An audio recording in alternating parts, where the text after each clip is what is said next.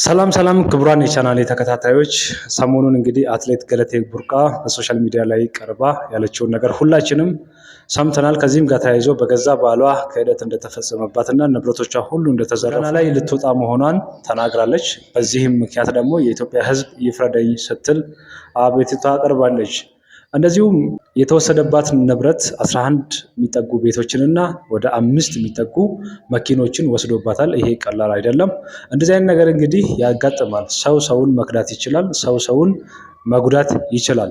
እንደዚሁም ደግሞ ከጥቃቱ ለጥቂት ያመለጡ ደግሞ ሰዎችን በዓለማችን ላይ አሉ። ሰሞኑን እንኳን ከጥቂት ጊዜ በፊት አስጌ ደንዶሾ ባለቤቱ ለገንዘብ ብላ እንዳገባቸው እና ከዛ ፈታ ንብረቱ ለመካፈል እንደሆነ ሰምተን ነበረ። ከዚህም ጋር ተያይዞ ንብረቱን በማሸሸ ንብረቱ እንዳይወሰድበት አድርጓል። እንደዚሁም በዓለማችን ብዙ ሰዎች ከዚህ ነገር በማስተዋላቸው ተቆጥበዋል።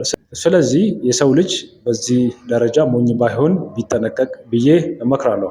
ለምሳሌ ለሱ ብቻ ሁሉንም ንብረቱን ውክልና ለመስጠት ለቤተሰቧ፣ ለእናቷ፣ ለወንድሞቿ እንደዚሁም ደግሞ ግማሹን ደግሞ ለሱ ብታደርግ ቢያንስ የአንዱ ቦታ ሊተርፍለት ይችል ነበር። ስለዚህ ይህን ያህል በዚህ ደረጃ ሰው ሞኝ ሊሆን አይገባም ባይ ነኝ። ከዚህም ጋር ተያይዞ ትላንት እንግዲህ አዲስ አበባ ፖሊስ ኮሚሽን ባወጣው መግለጫ ቡርቃን ባለቤት በቁጥጥር ስር እንዳዋለው ተናግሯል።